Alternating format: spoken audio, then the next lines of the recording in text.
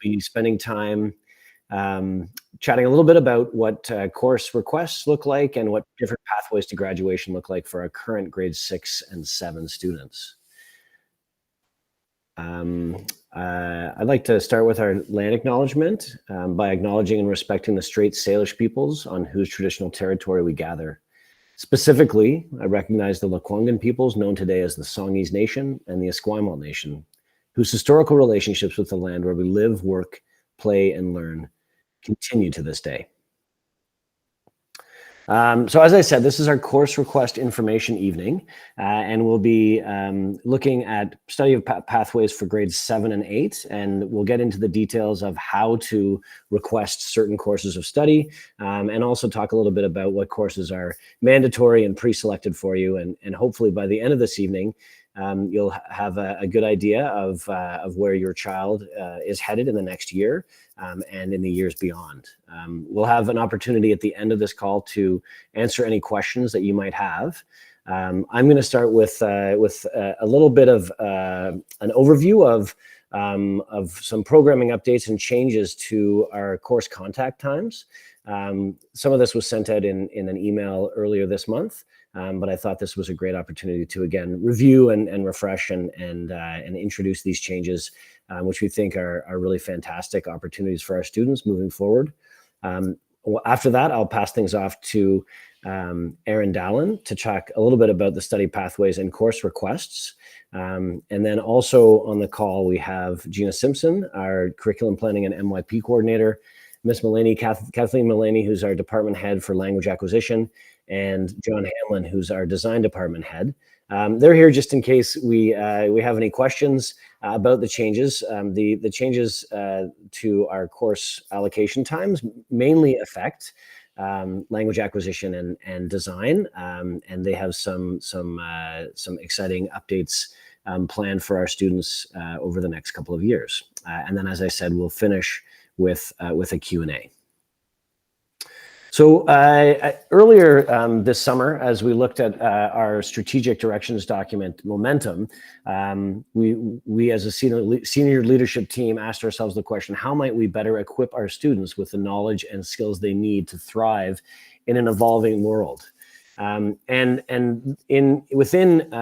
strategic directions in the Momentum document, we have a few pillars, one of which is unique pathways to graduation. And a highlight here is preparing students for the future and adapting to the changing landscape of education and emerging real-world issues. Also within this pillar is exploring the innovative use of time and curriculum delivery methods, and then also allowing them time to seek new curricular and co-curricular options. And so that was where we started. And then we moved into another pillar, which is tech, innovation, and entrepreneurship, which is John Hamlin's area. He's our director of TIE. And so looking at how we can prepare our students for an ever-changing world, and looking at inventive learning opportunities to all our students. And so this led us to look at how we might adapt our current schedule to allow for more time that could be dedicated to design and science in the middle years. So as we explored this, we also had a chance to dialogue with our heads of department, and in chatting with Kathleen, we looked at a change in language acquisition, one which we believe will allow us to deepen understanding of, and development of language skills and allow students to build fluency more effectively through the MYP. And so we have moved from a model of studying 2 languages in grades 7 and 8 to a model where students will be able to study 1 language of their choice in grades 7 and 8. But instead of seeing that teacher for 4 blocks in a 10-day cycle, they'll see them for 6 blocks in a 10-day cycle. So there'll be more contact time, and more consistency, and more opportunity to build that fluency and language skill development. So we're really, really excited about that. As we looked at that is where we managed to gain 2 blocks of time, which we were then able to shift over to to design. But before I get to design, I just wanted to give a quick update on another small change to the way that languages are being presented to students. So with the phases of language acquisition. So phase one in IB French, Spanish, and Mandarin is your introductory Spanish, French, or Mandarin courses. So beginner level courses. Moving into grade 7, we will offer French 7 at phase 1 or phase 2, so at a higher level. IB Spanish will be in phase 1 and Mandarin 7 in phase 1 as well. And then in grade 8, we'll be offering IB French 8 in phase 2 or phase 3. And the decision-making on where students will be placed will be determined by the department head and the teachers of French to decide what is the best course of study for those students, either phase 1 or phase 2 in grade 7, or phase 2 or phase 3 in grade 8. And that's a change away from the way it is currently organized, where we have a French enhanced versus our regular French. But it's similar in that students studying in phase 2 or in phase 3 in grade 8 will have a more advanced course of study that suits their current level. So changes to science and design. This is really exciting that we're now we're able to offer 5 contact times in a 10-day cycle for design for grades 6, 7, and 8 students. It's and also 6 contact times for science instead of 5. And this was driven by a need that we saw in our students and in looking at preparing them for an evolving world. Certainly technology and design and additional contact times for science was something that we saw as a priority and an opportunity as well. So in looking at finding time for science, we have moved from 8 contact times with language and literature down to 7 contact times. And that, combined with our INS department, will still allow for about 12 contact times in the humanities over the course of 10 days, but also facilitates additional contact time for science. And then, of course, those 5 contact times for design. And Mr. Hamlin has some really exciting plans, as do our design teachers, for what we can do with that extra time. Some really exciting hands-on building opportunities and programming that I'm very excited to be able to facilitate. So from here, I saw at least one question, and thanks for popping your questions into the chat as we go and as they come up, and we'll answer them at the end. But at this point, I am going to pass things over to Ms. Dallin to talk a little bit about course request and course selection and what that looks like for our current grades 6 and 7 students. Thank you, Mr. Marston, and thank you everybody for joining us tonight. It's really great to see such a great number of people attending, especially when there's a lot of really important things that we want to let you know about. So on this slide here, you'll see the list of courses that students will enroll in when they're in grade 7 and grade 8. And it ends up being essentially what is going on right now for grade 6 students. Grade 7, current grade 7 students, this will be really familiar since it's the same set of courses. The important things that we need to know about here is that there are some choices to make. As Mr. Marston was talking about, there is a choice for languages. So choosing one of our options that are listed there, French, Spanish, or Mandarin. And we also have art elective choices. So all grade 7 students will take visual arts, and then there will be a choice of a second art class, either band or theater. And then all grade 8s will take theater and then choose visual arts or band. And so there's some thought that needs to take place in how all of that's going to work for you and in what your interests are. Moving into the senior school, those arts choices will be potentially ones that you're going to want to continue with. For example, if you don't take one of the arts in grade 8, that may not be the one that you want to do in grade 9. So you need to do a little bit of forward thinking as to what arts courses you may be interested in the senior school. Likewise with languages. Next slide, please. So starting on March 4th, students are invited to do their course requests. And today in the e-announcements, some further information was sent out to parents. Students are going to receive an email on March 1st with that, and then as many reminders as is needed to make sure that those are completed by the 15th. And what I would love in this situation is, while parents have the ability to do course requests for their student, we really want the students to take ownership. This is their education, and of course with parental support, that's important, but having the kids go in there and click all the buttons, selecting the courses that they're taking, is a way that they can engage with the program that they're going to be undertaking in the next year.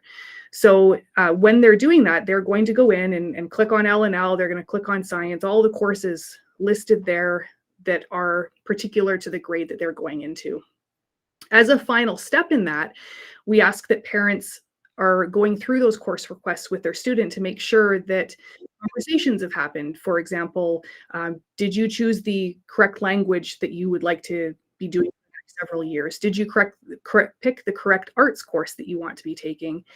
And the final step would be parents are going to have a form that they will sign electronically through Blackbaud, like the consent forms at the beginning of the year, just acknowledging that, yes, I did see these course requests with my student. They didn't just pick random ones and I don't know what they are. We want to make sure that parents are also engaged in that process. So the full instructions for all that, again, I put in the e-announcements today. Students will get instructions. They'll have time at school to be completing those course requests.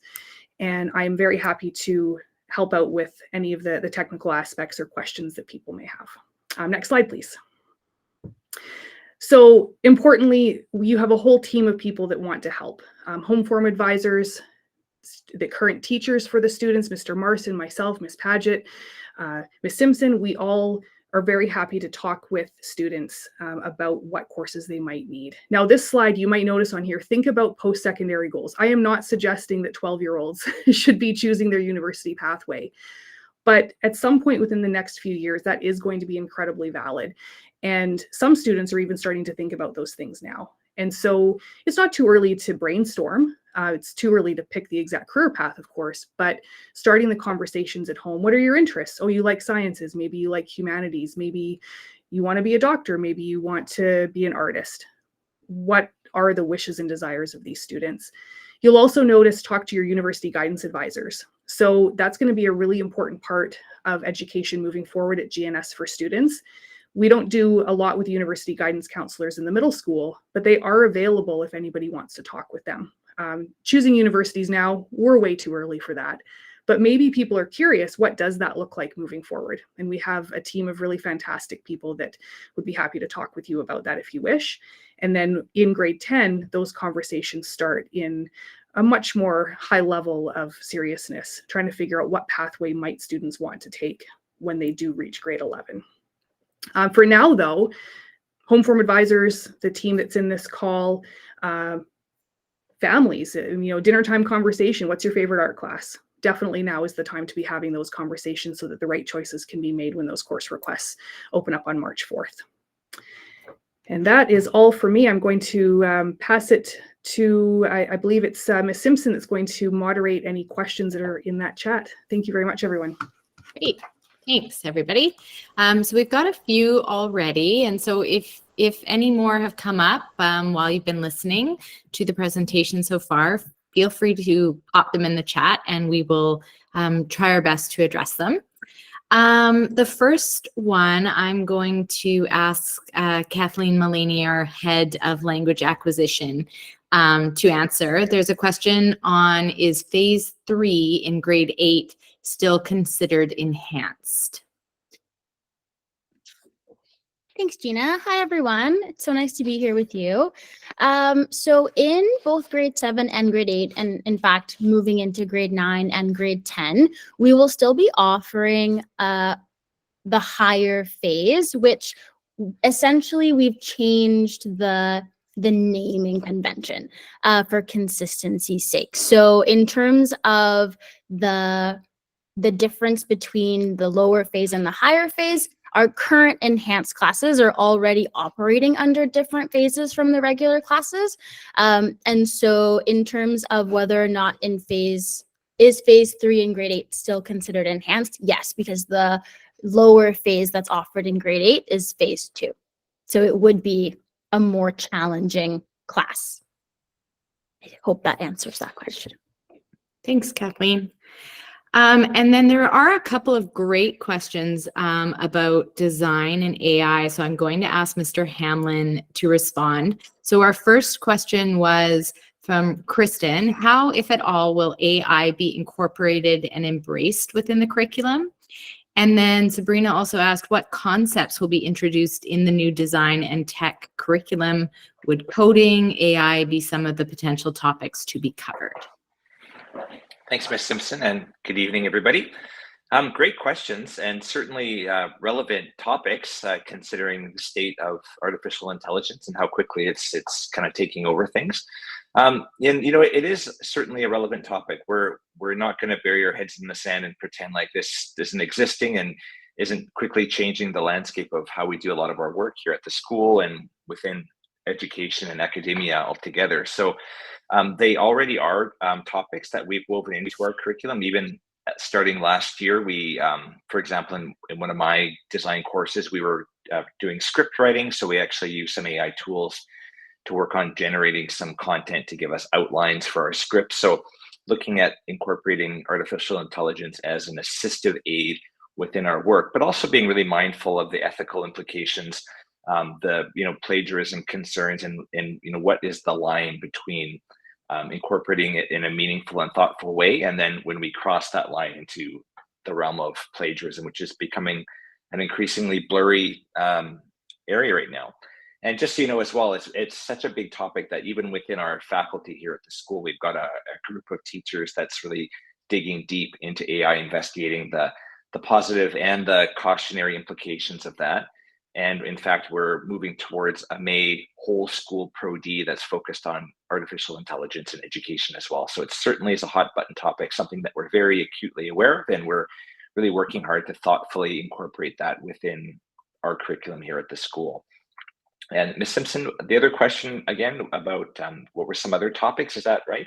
Yeah, so it was just, is there, what concepts would be introduced in the new design and tech curriculum, and just asking if coding and AI would be some potential topics. Yeah, absolutely. So like I mentioned, we already have been incorporating AI and will continue to do so. Coding is a topic that's kind of woven in various places, which kind of heavier focused down at our junior school design program. But one of the nice things about having this increased time for design is it's really going to open up a whole range of additional opportunities for us. So coding is certainly a hot topic that in previous years we had been running additional coding strands through our computer club here at the school, but we're going to actually work on increasing the amount of coding time and having some key benchmarks where we have certain expectations for coding, computational thinking, computer science skills that we'd like our students to have each year. And in terms of the AI piece, again, that's going to be a topic that's woven through. But going back to those increased hours in design, if you're aware of the design program, we run according to the design cycle, which is around investigating, trial and error, testing your theories, seeing what works, evaluating. If things don't work, you go back, you reevaluate, you try again. So the nice part about this increased time is it's really going to allow us to dig deeper into the iterative nature of the design process.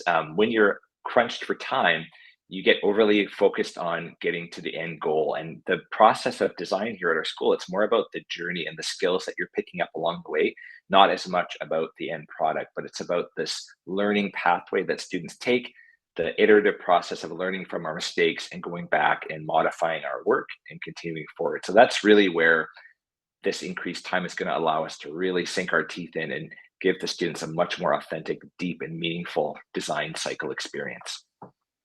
Great. Thanks, John. I'm going to ask Erin to respond to the next couple of questions. We've got just a little bit about course options. So Erin, Jennifer's asking, is it possible to opt out of an art and take a double block of a core course, i.e. French? And then also somebody else was asking, is it possible to take band 8 if you took theater in grade 7? So if you could maybe respond to those, that would be great. Sure. So with regards to taking more time for French as opposed to an art? Short answer, no. And it really has to do with a few different reasons. We value having different arts choices for our students. And we also have a structure in our timetable where all the students have languages at the same time and all of the students have arts at the same time. And so if a student, let's say hypothetically, were to be removed from one art, there wouldn't be any languages happening at the same time. So timing wise, it's actually not possible. But again, from a curricular standpoint, we believe that the hours that we have associated with this course, with all of those courses, is the best choice for our students' development as they figure out who they are and what they want from their programming here, in conjunction with the values of the IB. And is it possible to take Band 8 if you took theater and in grade 7? Maybe. Here's the thing. The students that are going into Band 8 have been playing in the band for 2 years prior to that. And so there's a certain amount of musical expertise that's required for them to then be in Band 8. But let's imagine that a student does have experience with band instruments outside of GNS, and they have enough proficiency with that instrument to join our band, then maybe it is possible. So if a student is in that position and they want to take band in grade 8 when they didn't take it in grade 7, we can certainly have a conversation with Mr. Thompson, our band director, to see if that's something that might work. So maybe. And likewise, when students move into senior school, sometimes it's appropriate that we do have students change their arts courses, but we believe in the progression of the program. As they move up through the years of MYP, important skills are developed. And so if they're changing courses midway through, they're not going to experience the same progression in that subject that they would otherwise. So we like the consistency. We also know that students change their minds, and we try and navigate that case by case, with the goal that hopefully we don't have too much of that moving around. Great, thanks. I'm going to take a turn to answer a question because I just can't help myself. Alan just asked, what has been identified to be cut with the reduced L&L contact time in grade 8? So great question. Because previously L&L actually had a surplus of time, MYP requires that all subjects have a minimum of 50 hours of contact time. And L&L still, with this new reduced time, still exceeds that 50 hours. So in terms of anything specific being cut at this time, we don't have anything to report. I would say definitely the L&L department is reviewing and looking at how they're going to be more intentional.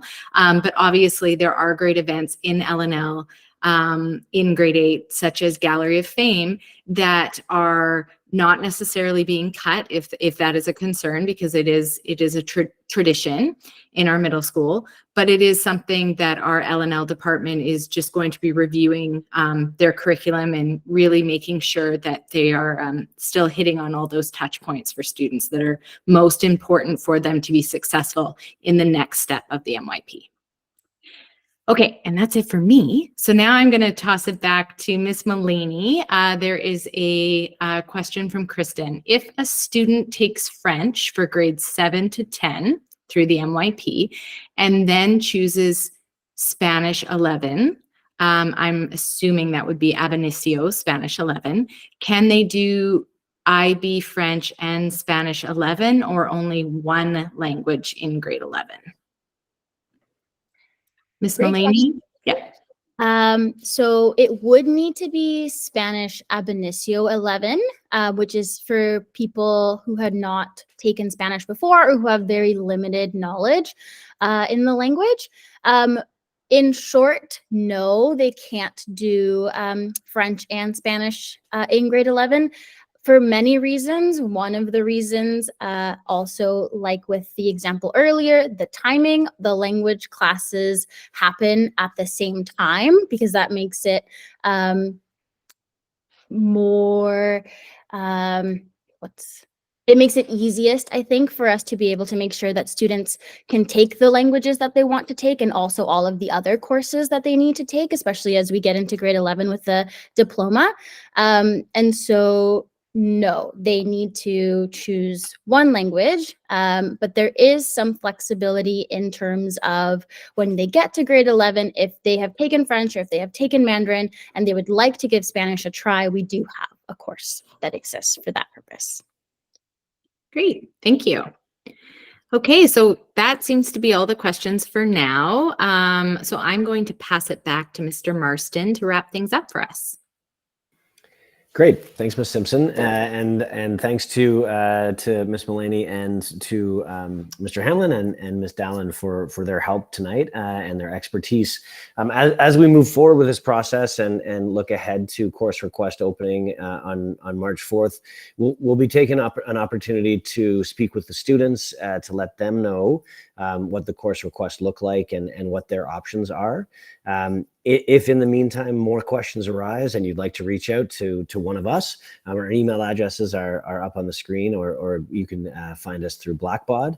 And we look forward to continuing to dialogue about kind of the exciting pathways that our grade 6 and 7 students have ahead of them as they look forward into the MYP and beyond. So please do reach out if you have any questions, and many thanks for joining us tonight. I hope you have a great evening.